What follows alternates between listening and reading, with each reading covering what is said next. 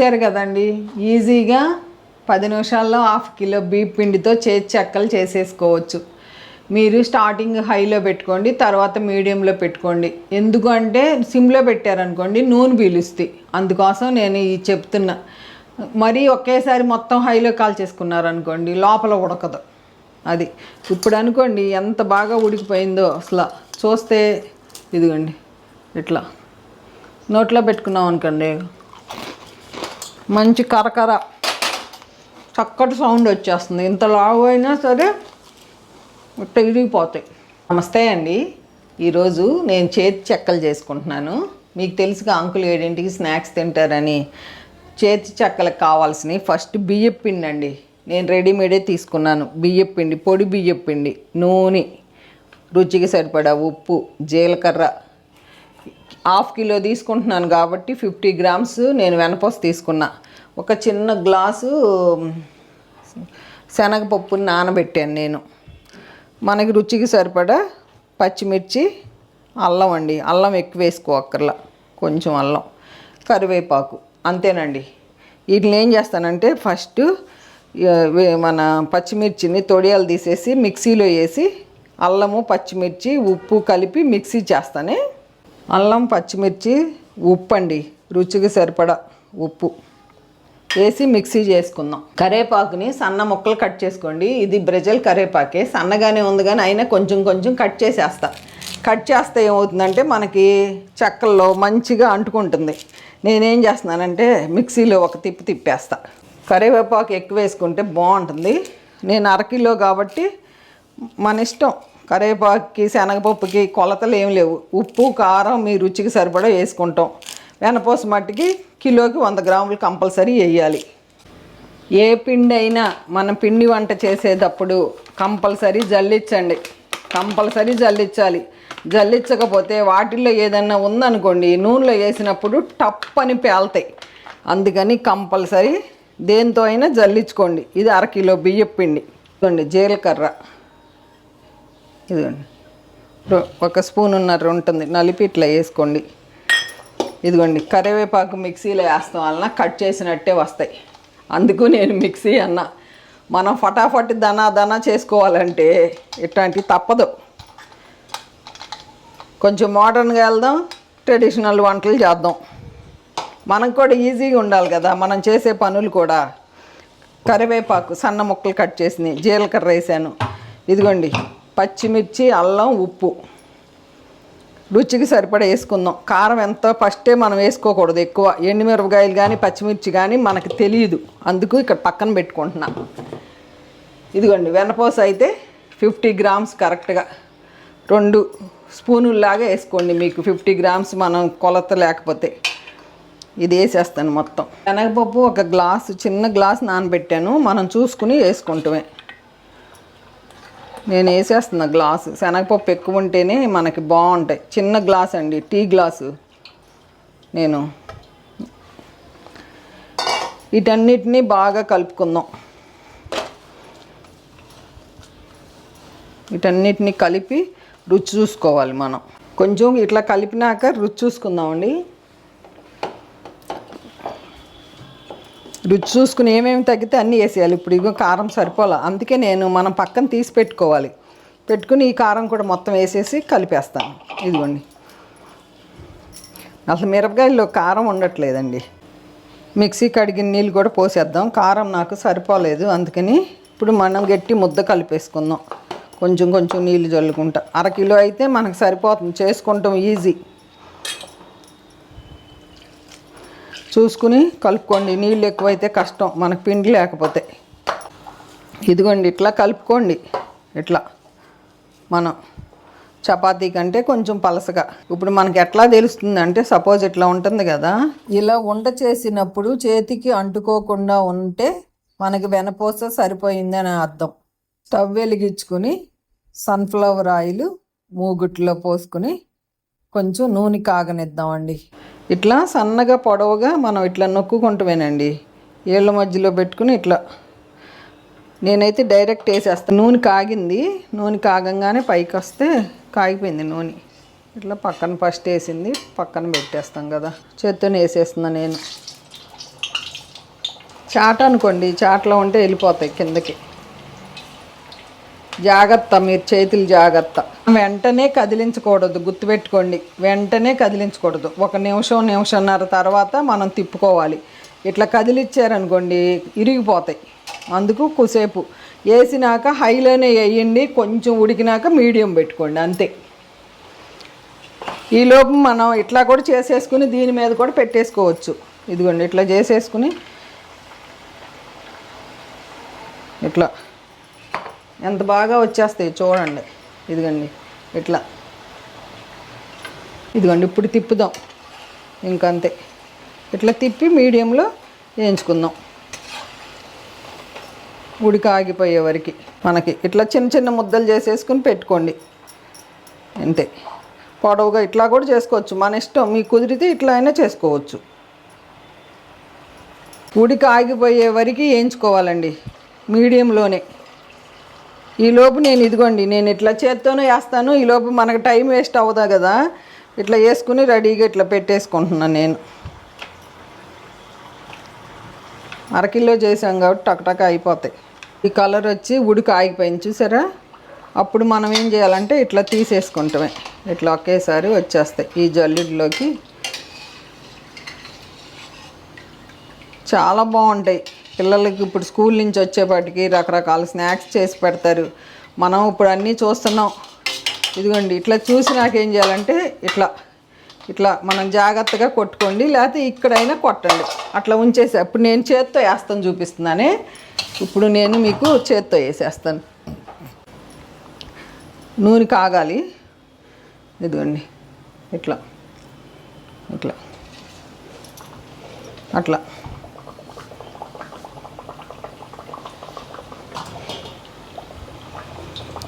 ఇట్లా. నేను అందుకే మీకు వాళ్ళ అరకిలోనే చూపిస్తున్నా. నేను అప్పుడప్పుడు అరకిలో చేసేసుకుంటా. ఇప్పుడు మనం ఏం చేయాలంటే ఇట్లా రౌండ్ చేసుకోండి. ఇట్లా అయితే ఇట్లా రౌండ్ అయిద్దిగోండి, మీకు నొక్కేసుకుంటాం ఈజీగా ఉంటుంది. అసలు మనం అట్టా కూడా చెయ్యక్కర్లా, ఇట్లా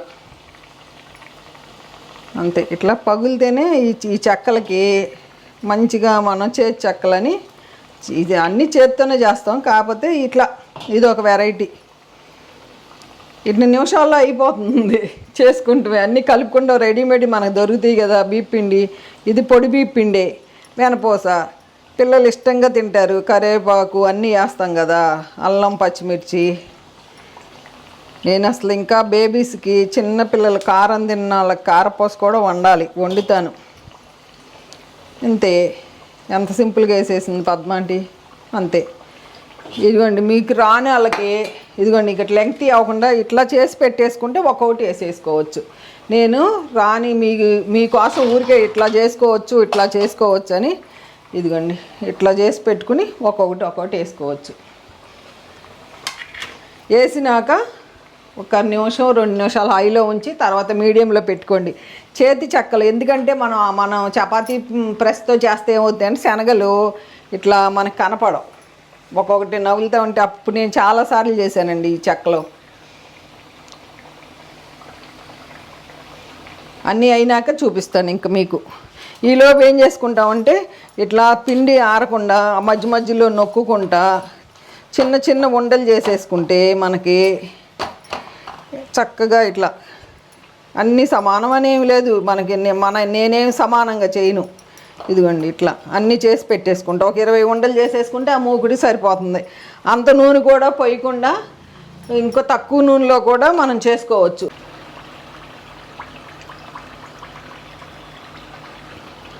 ఇదిగోండి ఇట్లా ఉడిక ఆగిపోయినప్పుడు మనం తీసేసుకుందాం.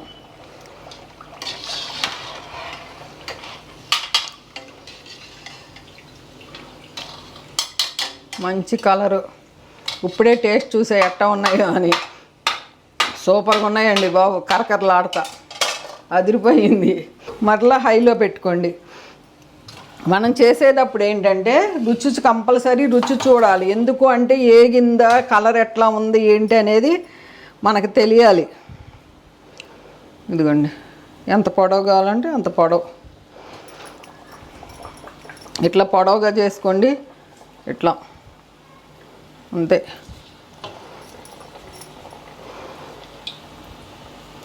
ఇది మేము ఇంటర్ చదువుతున్నప్పుడు నేర్చుకున్నాను నేను. మా నాయనమ్మ, మా నాన్నగారు పిన్ని మా అందరికీ సెలవులకి చేసుకుని వచ్చేవారు. ఎంత బాగా చేసేవారు. ఇదొకటి, మాగాయ పచ్చడి ఒకటి.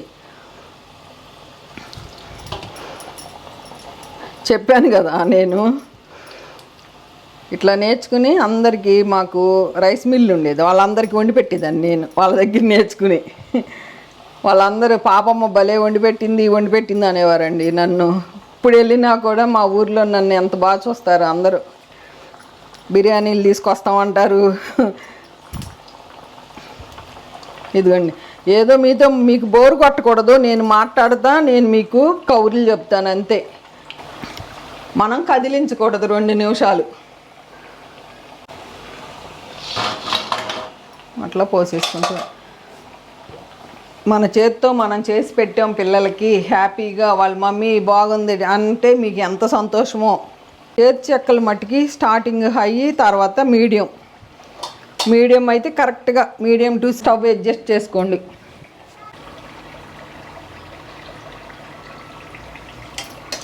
ఇదిగోండి, ఇంకా రెడీ అయిపోయినాయి. మనకి ఉడికి ఆరిపోతే మనకు తెలిసిపోతుంది. వెనపోస మన చేత్తో మనం చక్కగా వేసుకుంటాం కదా. మరీ ఎక్కువ వేసినా బాగా గుర్తుపెట్టుకోండి, కరెక్ట్గా కిలోకి 100 గ్రాములు. ఇదిగోండి, ఫస్ట్ వేసేస్తున్నానే. ఇవి చేసి పెట్టాను కదా, ఇట్లా వేసేసుకోండి.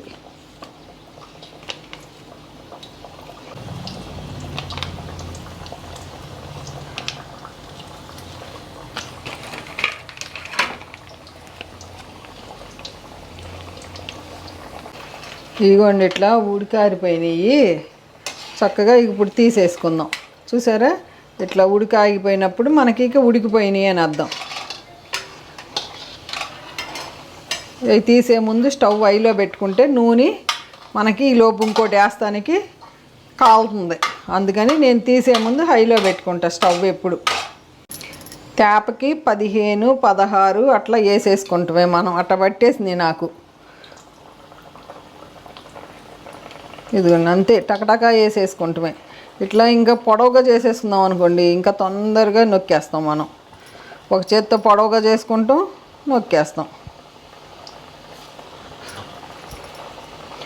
చక్కగా పిల్లలు మనకి స్కూల్ నుంచి వచ్చేపాటికి ఒక 3-4 ఒక స్వీటు, 4-3 చెక్కలు పెట్టారనుకోండి, మంచిగా చక్కగా వాళ్ళకి ఇష్టంగా తింటారు.